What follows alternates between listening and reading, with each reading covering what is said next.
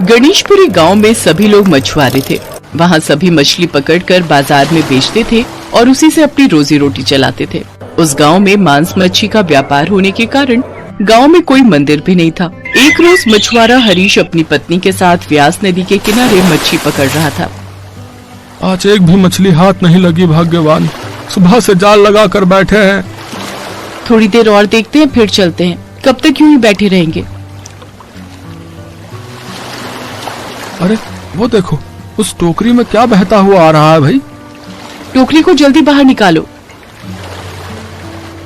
ये तो कोई बच्चा लगता है, इसे जानबूझकर नदी में बहा दिया गया है।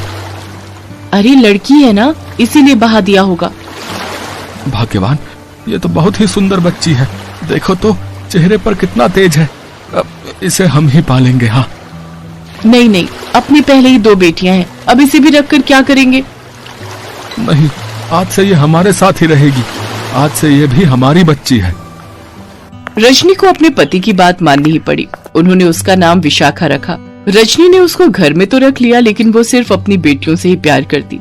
ऐसे ही समय बीता और विशाखा 15 साल की हो गई और उसके मन में गणेश भगवान के प्रति भक्ति भाव जागृत होने लगे। वो हमेशा गणेश भगवान का नाम जपती रहती। गण गणपतिये नमो नमः, गण गणपतिये नमो नमः।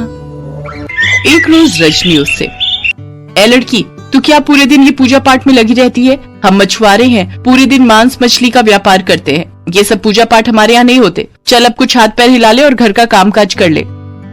ये कहकर रजनी वहाँ से चली गई। तभी वहाँ हरीश आया। अपनी माँ की बातों का बुरा मत माना कर, मुंह फट है, बिना सोचे समझे कुछ भी बोल देती है।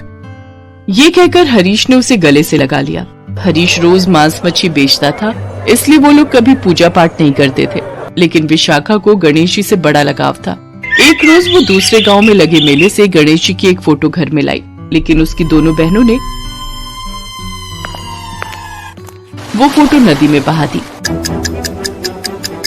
मेरी गणपति की फोटो वो कहाँ गई? विशाखा को जब सच पता चला तो वो बहुत रोई। फिर वो मिट्टी की मूर्ति बनाकर उसकी पूजा करने लगी। गण गणपतिये नमो नमः, गण गणपतिये नमो नमः। लेकिन उसकी माँ रजनी ने उसे भी तोड़ दिया। हे गणपति, अब मैं क्या करूँ? परसों गणेश चतुर्थी है और मैं तुम्हारा व्रत रखकर पूजा पाठ करना चाहती हूँ, लेकिन तुम्हारी मूर्ति के बिना मैं पूजा कैसे करूँ? विशाखा की नजर अपने घर के सामने लगे पेड़ के पत्तों पर जाती है। फिर उसके दिमाग में एक विचार आता है। वो उस पेड़ से कुछ पत्ते तोड़कर लाती है और उन पत्तों से गणेश भगवान की आकृति बनाकर चुपके से उनकी पूजा करती है। पत्तों से बने गणपति पर रजनी को भी कोई शक नहीं होता। लेकिन एक रोज जब विशाखा उन पत्तों के बने गणेश जी की पूजा कर रही थी तो रजनी उसे देख लेती है और वो उन पत्तों को तोड़कर अलग कर देती है। पागल लड़की, तुझे कितनी बार समझाया कि हमारे घर में ये पूजा पाठ नहीं होती। इतना कहते ही रजनी के हाथ पैर अकड़ने लगते हैं और उसे लकवा मार जाता है। वो वहीं गिर जाती है। माँ, माँ क्या हुआ तुम्हें? माँ, माँ, माँ क्या हुआ तुम्हें? माँ, होश में आओ। रजनी, तुम्हें ये तुम्हारे कर्मों का फल मिला है। हाँ, गणपति भगवान ने तुम्हें सजा दी है। नहीं बाबा, मेरी गणपति किसी को सजा नहीं दे सकते। माँ को कुछ नहीं होगा, वो ठीक हो जाएगी। विशाखा ने फिर से पत्तों के गणेश जी बनाए और सारा दिन भूखी प्यासी उनकी आराधना करती रही। उनसे रजनी के ठीक होने की दुआ मांगती रही। रजनी कुछ घंटों बाद होश में आ जाती है और उसे अपनी गलती का एहसास हो जाता है। हे प्रभु, मुझे माफ कर दो, मुझसे गलती हो गई। विशाखा, मेरी बच्ची, तू भी मुझे माफ कर दे। देखा रजनी, प्रभु की भक्ति में कितनी शक्ति है। आज विशाखा के कारण ही तुम ठीक हो पाई हो। गणपति बप्पा, अब मैं हर गणेश चतुर्थी को आपका व्रत करूंगी। हाँ बेटी, अब से हम भी तेरे साथ गणपति बप्पा की पूजा करेंगे और उनकी प्रतिमा घर लाएंगे। वो सभी गणपति की फोटो घर लाते हैं और उनकी रोज पूजा पाठ करते हैं। धीरे धीरे उनकी आर्थिक स्थिति अच्छी होती चली गई। ये सब देख देवलोक में नारद भगवान गणेश जी से कहते हैं, प्रभु, आखिर आपने विशाखा को उसकी भक्ति का फल दे ही दिया। गणेश भगवान मुस्कुराते हैं और कहते हैं, जो भी मेरा गणेश चतुर्थी का व्रत सच्चे मन से पूर्ण करेगा, मैं उसकी सारी इच्छाएं पूरी करूंगा।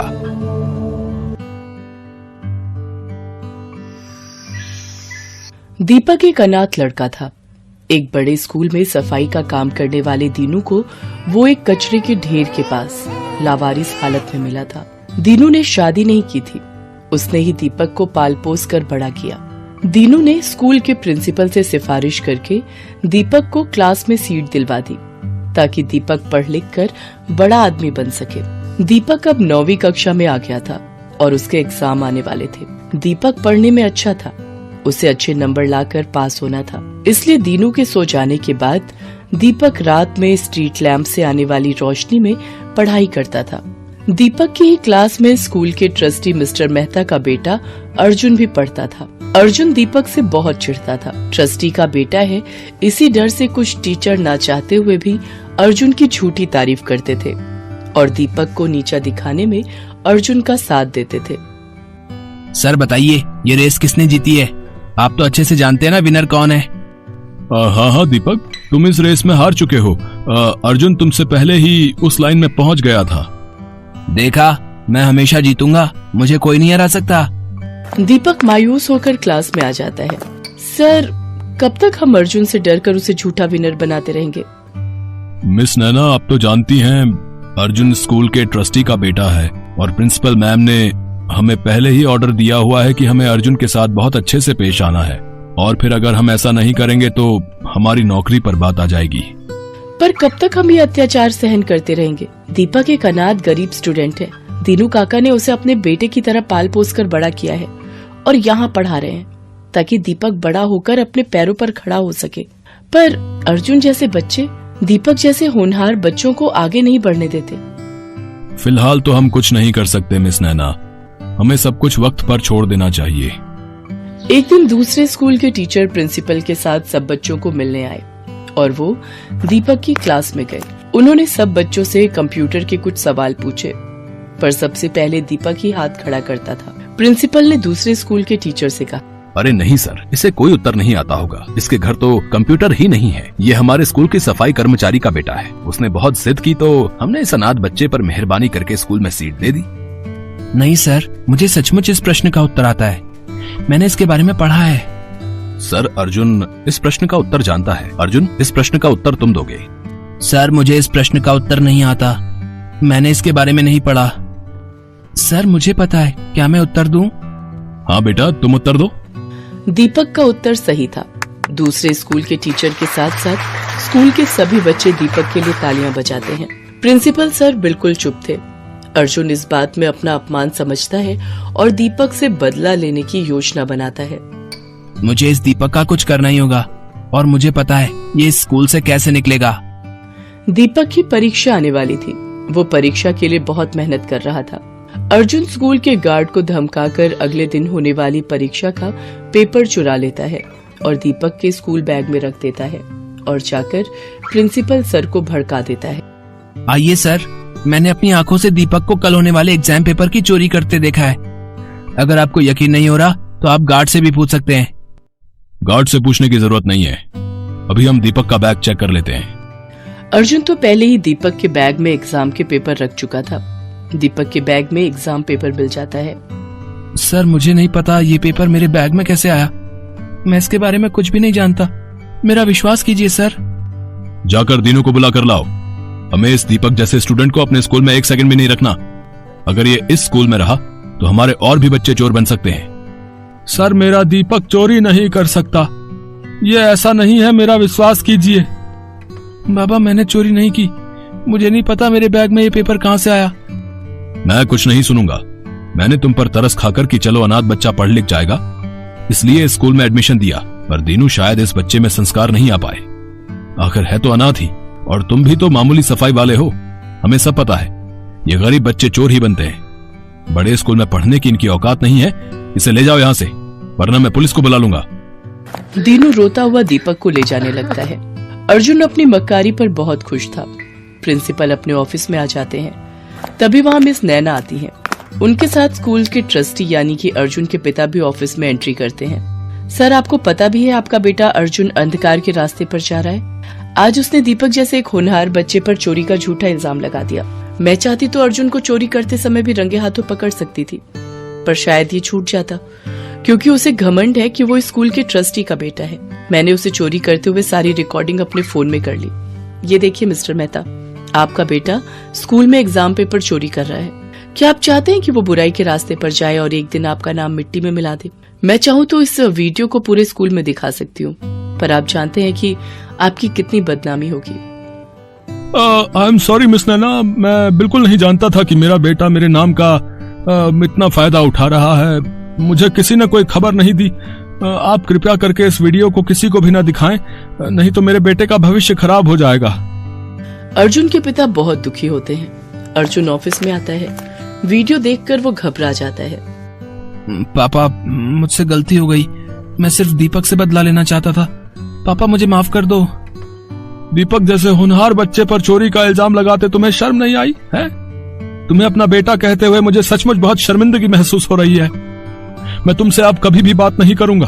तुम जैसे चाहो अपनी लाइफ को जी सकते हो। अब तुम्हारी मम्मी और मैं तुमसे कोई मतलब नहीं रखेंगे। नहीं पापा, ऐसा मत करो। मैं आपसे और मम्मी से बहुत प्यार करता हूँ। मुझे माफ कर दो, मुझसे गलती हो गई। गलती तो हम सबसे हुई है। शायद अर्जुन के बिगड़ने में सबसे बड़ा हाथ मेरा है। हमने हमेशा अर्जुन को गलत करने में बढ़ावा दिया। पापा, मुझे बस एक बार माफ कर दो। अगर माफी मांगनी है तो मिस नैना और दीपक से मांगो, अब वही तुम्हें माफ कर सकते हैं। नैना मैम, मुझे माफ कर दीजिए। आप प्लीज ये वीडियो किसी को मत दिखाना। नहीं अर्जुन बेटा, मैं ये वीडियो किसी को नहीं दिखाऊंगी। मैं तुम्हारी गुरु हूँ और तुम्हें सही राह पर लाना मेरा फर्ज है। अर्जुन दीपक से माफी मांगता है। दीपक, मुझे माफ कर दे मेरे दोस्त। मैंने तो तुम्हें कब का माफ कर दिया अर्जुन। और दोस्तों को गले लगाते हैं, उनसे माफी नहीं मांगते। इतना कहते ही दीपक अर्जुन को गले से लगा लेता है। उन दोनों को आपस में गले लगता देख स्कूल का सारा स्टाफ और दीनू बहुत खुश होता है।